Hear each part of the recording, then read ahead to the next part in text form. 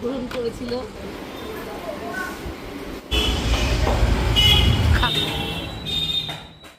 সবাইকে good morning জানিয়ে আবার একটা নতুন ভিডিও শুরু করলাম। তো আজকে ঘুম থেকে উঠেছি তাড়াতাড়ি, আর আজকে এক জায়গায় যাব, তো সেই জন্য খুব তাড়াতাড়ি কাজকামগুলো সারছি। তো মাসিকে যদি কালকে বলে রাখতাম যে একটু সকাল সকাল এসো, আমি সকালবেলায় বেরিয়ে যাব, তাহলে কিন্তু আসতো। তো কিছু বলিনি বলে এখন কিন্তু প্রায় 10:30 না 9:30 মতো বাজে। আর আমার বোনকে আসতে বলেছি 10টার সময়। কোথায় যাব পুরোটাই তোমাদেরকে বলছি। তো 10টার সময় বলেছি, ও কিন্তু চলে আসবে। আমি এখনও পর্যন্ত রেডি হতে পারবো না।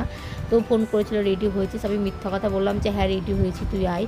ও কিন্তু বেরিয়ে গেছে, আসছে।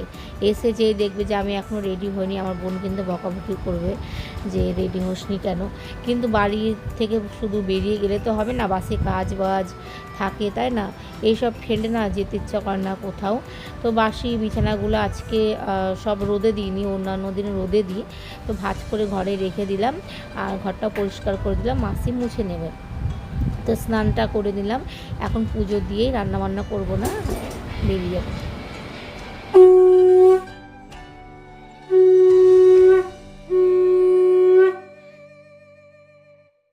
তারপরে আমি আবার উঠোন ধুতে নামি, ঘরগুলো সব পরিষ্কার করে। তখনই আমার বোন চলে আসে, এসে বলে তুই এখনও রেডি হোসনি।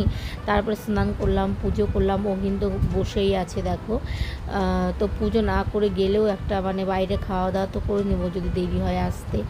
আর বরকে বললাম যে অর্ডার করে নিবা, না যদি তাড়াতাড়ি চলে আসে তাহলে রান্না করবো, আর যদি তোমার একটু লেট হয় তাহলে অর্ডার করে ওরা খেয়ে নেবে।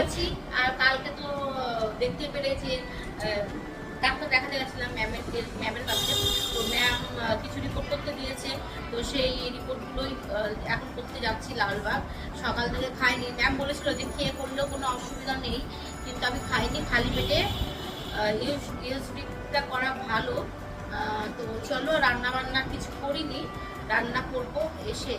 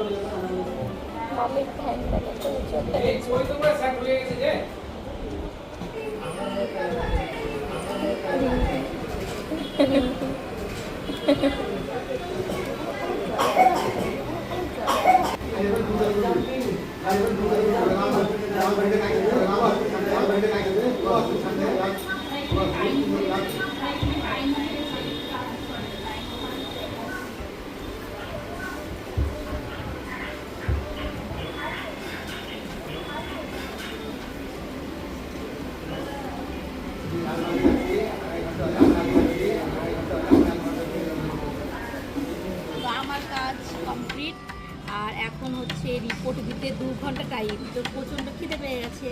তো আর কোথায় এসছি, এখানে আই। ওর খুব ইচ্ছে ছিল দেখার যে ও কোথায় জন্মগ্রহণ করেছিল। তো এই হচ্ছে জন্মগ্রহণ করেছিল।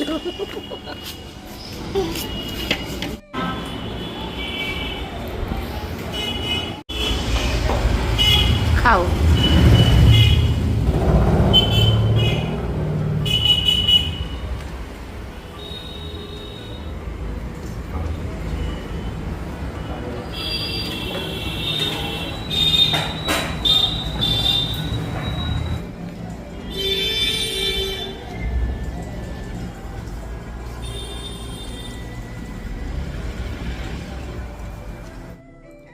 বাড়িতে আস্তে আস্তে প্রায় 4টে বেজে গেছিলো।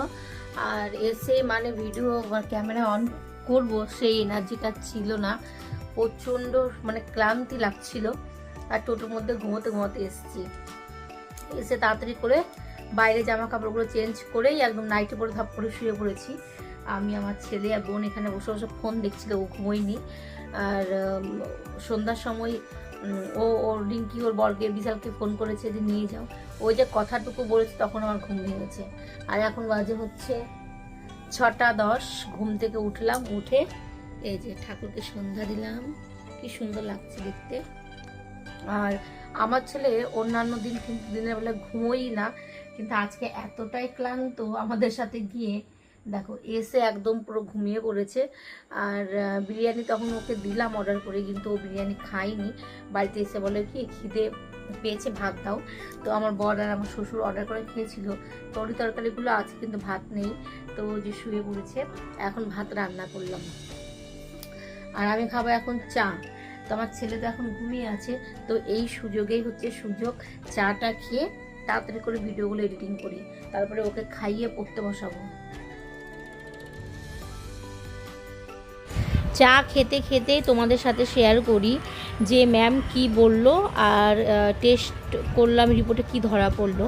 তো যেটা ভাবছিলাম সেটা নয়, ভাবছিলাম যে পিরিয়ড 2 মাস 2.5 মাস বন্ধ আছে, মনে হয় পজিটিভ, মানে পজিটিভ হওয়ারই কথা, কিন্তু এই রকম যে কেন হচ্ছে। তো তারপর ম্যাম রিপোর্ট দেখলো, দেখে বললো কি যে সব একদম পুরো নর্মাল, কোনো বেবি নেই, মানে পিরিয়ডের এটা সমস্যা।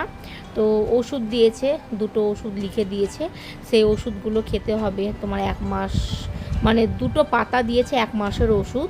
তো সেটা খেলে পুরো মানে ক্লিয়ার হয়ে যাবে, ভিতরে যা যা আছে পুরো ক্লিয়ার হয়ে বেরিয়ে যাবে। তো সেটাই করতে বললো, আর ম্যামের কথা অনুযায়ী চলি। আর এরপরে যদি পজিটিভ আসে তাহলে তো ভীষণ খুশি হবই, ঠিক আছে। তো আমরা সবাই এখন রাজি যে আমার ছেলের একটা বনু হোক, এতদিন রাজি ছিল না বর, তো এখন আমরা সবাই রাজি হয়েছি, চেষ্টা করছি, যদি হয় তাহলে ভালো, না হলে তার কিছু করার নেই, তাই না। তাই একটা তো ছেলে আছেই। তো চলো, এই ছিল আমার রিপোর্টের। আর যার আমি তো পুরোটাই দেখালাম, মানে কোথায় কি হলো না হলো। তো যাদের যাদের সমস্যা আছে এইভাবে করো, অবশ্যই ক্লিয়ার হয়ে যাবে।